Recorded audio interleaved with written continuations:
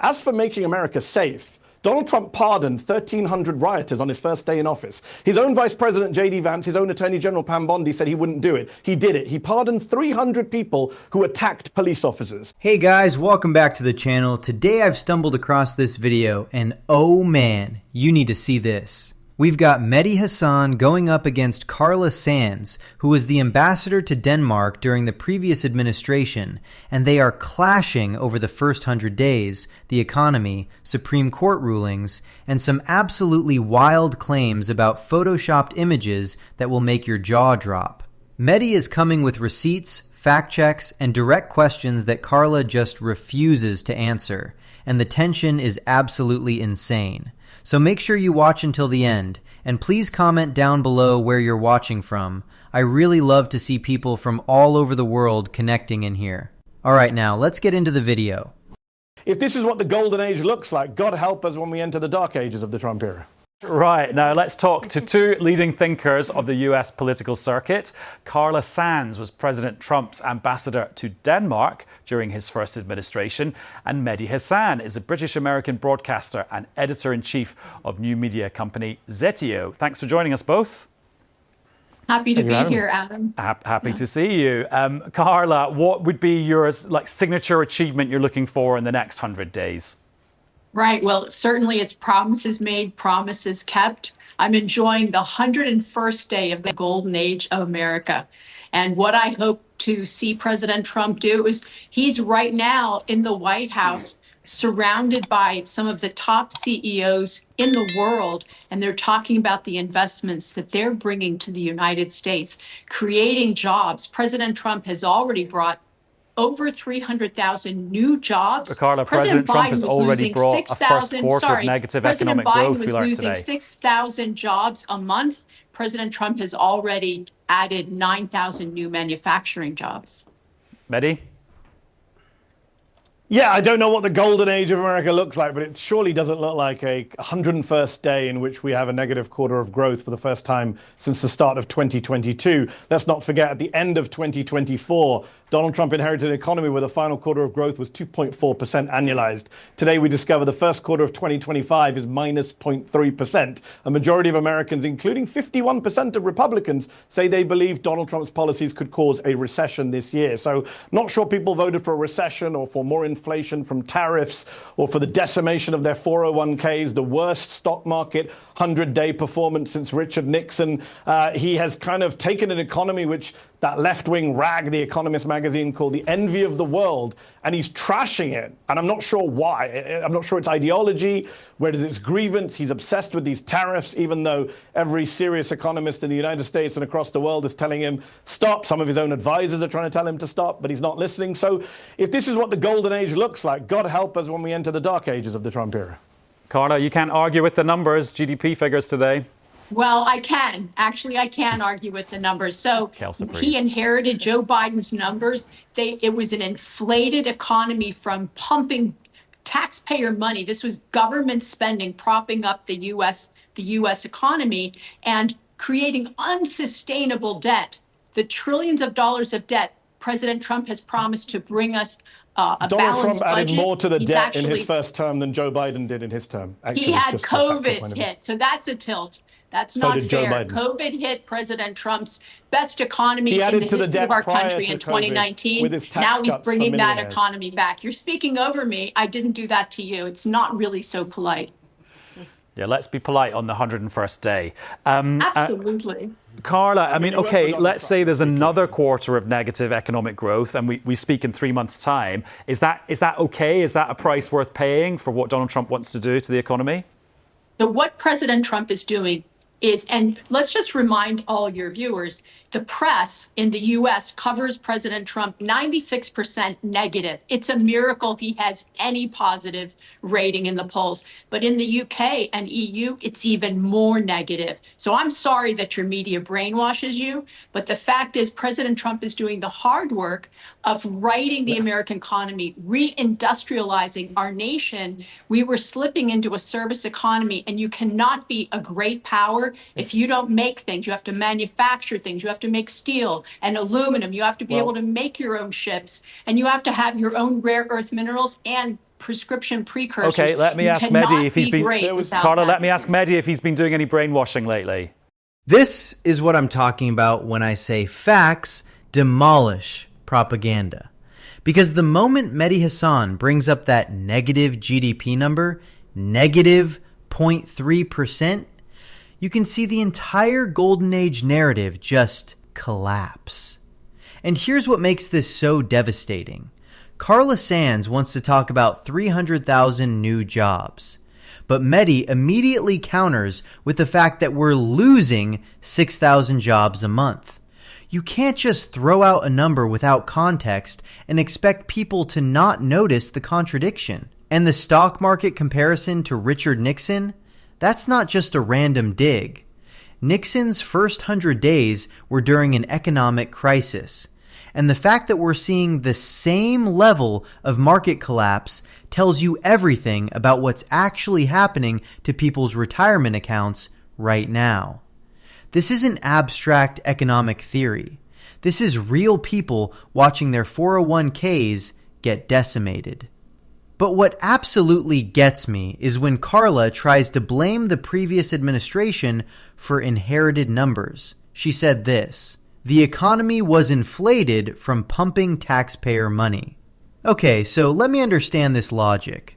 When the numbers are good, it's because of brilliant leadership. When the numbers are bad, it's because you inherited someone else's mess. You can't have it both ways. Either you own the economy you're running, or you don't. And here's where it gets even more absurd. Mehdi points out that Donald Trump added more to the debt in his first term than the previous administration did in theirs. And what's the response? Oh, well, there was a pandemic. Right, so we're going to excuse debt when it's convenient, but then turn around and lecture everyone else about fiscal responsibility.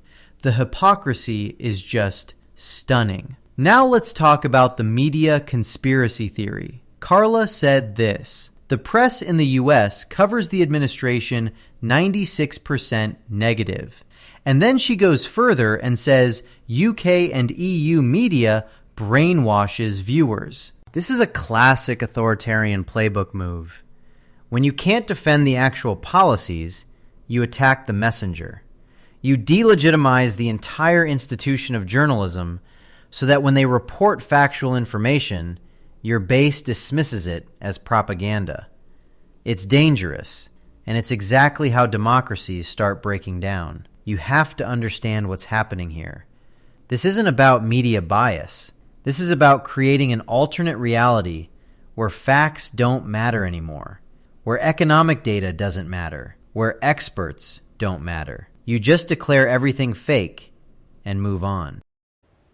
Well, first of all, the manufacturing boom has been, the manufacturing boom was happening on Biden's watch, as all the numbers showed. But in terms of, it's funny to talk about brainwashing when the entire MAGA message is Donald Trump and Fox brainwashing people into believing insane things like the last election was stolen. Last night on American television, on ABC News, Donald Trump tried to claim that a photoshopped image of Kilmar Abrego Garcia, the man from Maryland, the El Salvadoran who had caught in the US, said could not be sent back to El Salvador. But he defied the court, the Trump administration, sent him illegally back to a torture camp in El Salvador.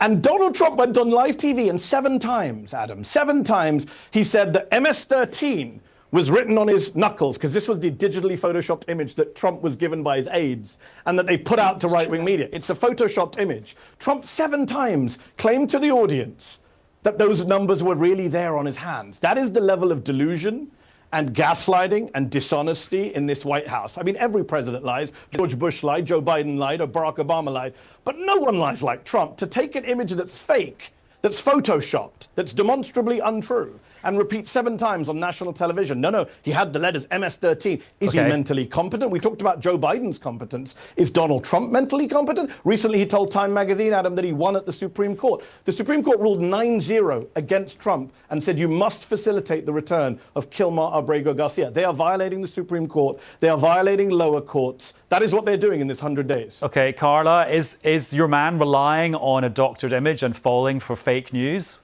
with that picture? Adam, I don't want to waste the time of your viewers talking about an inconsequential known gang member. I want to talk about how President Trump has brought $5 trillion of new investment into the United States, how we're making America healthy again by taking the dyes out of the food and finding actually the cause of autism, a heartbreak for so many American families. They're losing their children. And also making America safer, taking the DOD, which was going woke and very like an indoctrination center, and creating again that lethal fighting force focused on the mission of what was keeping happening the at the United States DOD's safe. Department of Defense? What was happening in the military caused by woke, as you put it, that was so bad, Carla? Yeah, so the U.S., the DOD under the radical leftists controlling Joe Biden, who your media never talked about as mental incompetence, and everyone saw it even in 2019. Mental incompetence, you won't even defend. Mehdi, let Carla finish and I'll come back to you. If I may, Well, so we saw the Pentagon refocus on the security of the United States instead of doing things like censoring Americans. How about what USAID was doing, destabilizing the world and funding terrorism from U.S. taxpayer dollars? It's unconscionable. Okay, let's let Mehdi respond to some of the things that you were Democrats. saying there. Sure. Yeah, you said a lot there. I mean, look, what she said about USAID is false. Elon Musk and All Doge are true. super unpopular, have failed, they're being thrown out. We love She Doge. talks about not one. She says she doesn't want to talk about inconsequential gang members. The president, 7 times as the journalist tried to move on, insisted that the journalist concede that words were written on a hand that were not written. That's mental incompetence. He's deluded. Well, it could just and be a as for mistake, safety- Mehdi. That's not a sign of like a mental Hold on. fitness. Hold on, Adam. He held up a photo that was doctored. That was bad enough a week ago. We were told, oh, he didn't mean it literally. And last night he told us he literally believes 7 times that this guy has MS-13 written on his knuckles, a guy who shouldn't even been in El Salvador, and he's defying a Supreme Court ruling that Carla doesn't want to mention. As for making America safe, Donald Trump pardoned 1,300 rioters on his first day in office. His own Vice President, J.D. Vance, his own Attorney General, Pam Bondi, said he wouldn't do it. He did it. He pardoned 300 people who attacked police officers. Can Carla defend that, or does she want to move on from that? How do you defend pardoning 300 people who assaulted police officers, more than 100 police officers? He pardoned them. How are you okay with that? We're talking about the noise and not what actually matters. Okay. Oh no. This photoshopped image situation is where everything just falls apart completely. Because when Mehdi says this, 7 times he said that MS-13 was written on his knuckles because this was the digitally photoshopped image, that is not a small mistake. That's not misspeaking. That's the leader of the country going on national television and insisting 7 times that something is real when it demonstrably is not. And here's what makes it so much worse. This wasn't just him repeating it once and moving on. The journalist tried to move forward with the interview, and he kept bringing it back. He kept insisting they acknowledge that those words were on that person's hand. That level of detachment from reality is genuinely concerning. And then Mehdi asks the question everyone should be asking. Is he mentally competent? And you know what? That's a fair question. We spent years discussing cognitive fitness and mental acuity during the previous administration. Why is it suddenly off limits now?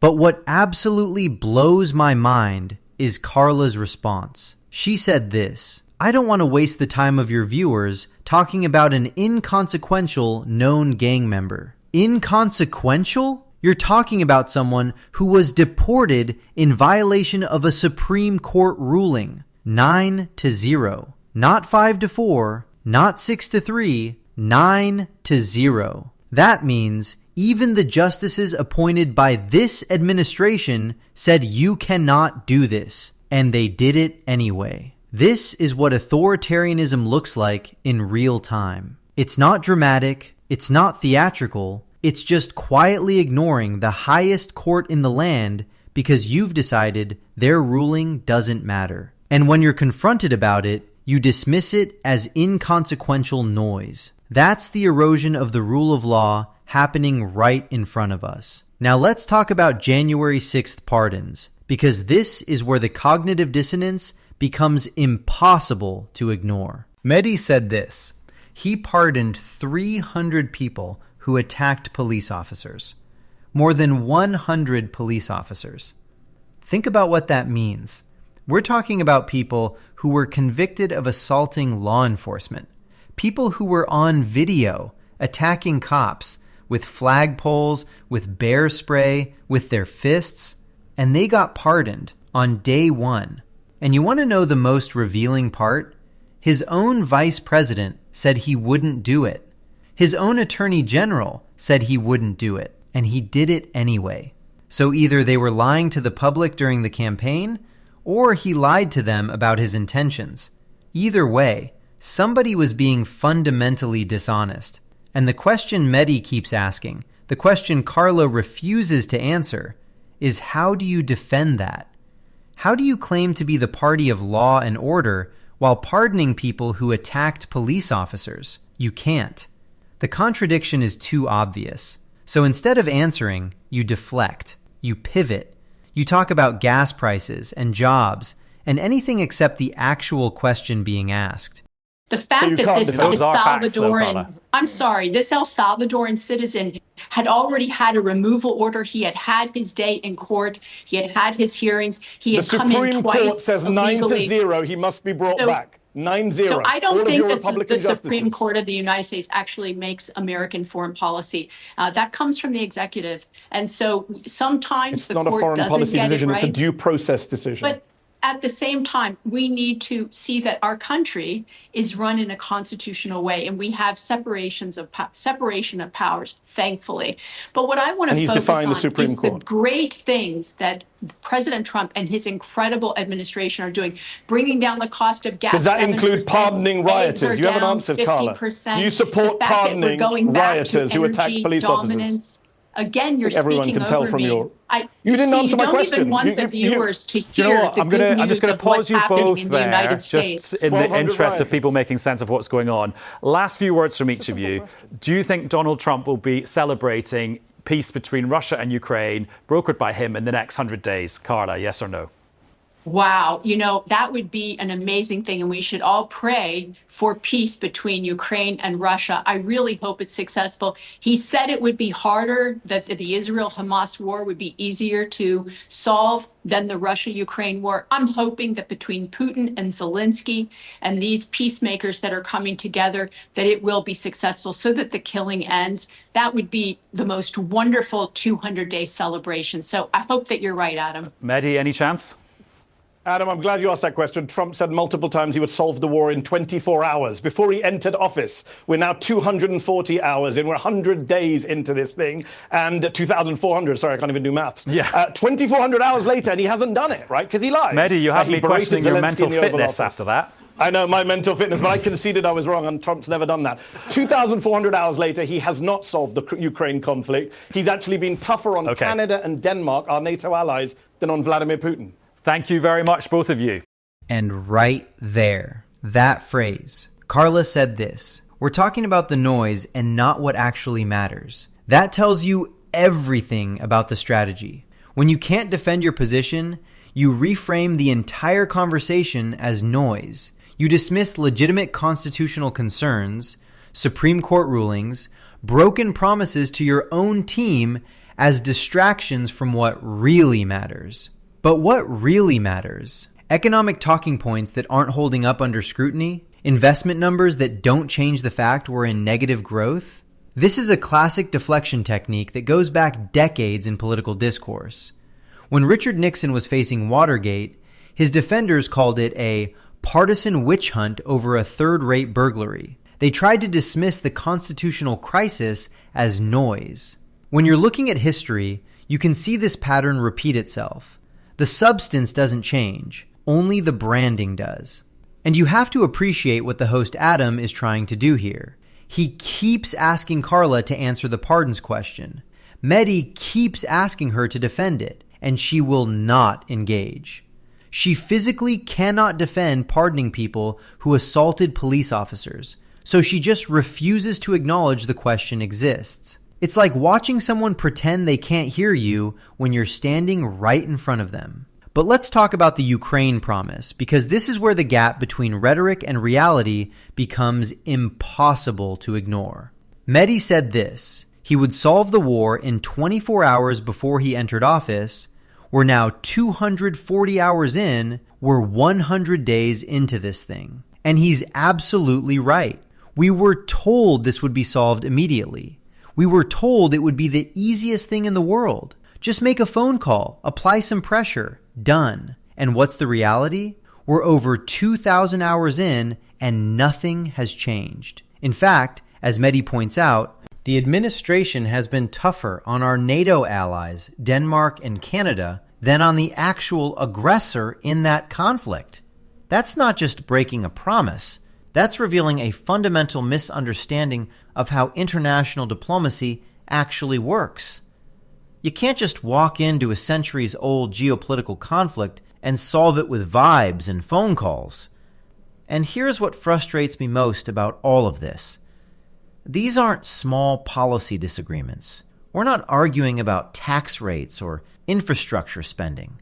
We're talking about violating Supreme Court orders. We're talking about pardoning people who attacked law enforcement. We're talking about falling for doctored images and insisting they're real on national television. We're talking about economic policies that are creating the exact opposite results of what was promised. And when you point any of this out with facts, with data, with direct quotes, the response is always the same. You're being negative. You're brainwashed by the media. You're focusing on noise instead of what matters. It's exhausting. Because how do you have a productive conversation with someone who won't even acknowledge basic, observable reality? How do you debate someone who dismisses every piece of evidence that contradicts their narrative as fake or inconsequential? The answer is you can't. And that's the point. The goal isn't to win the argument.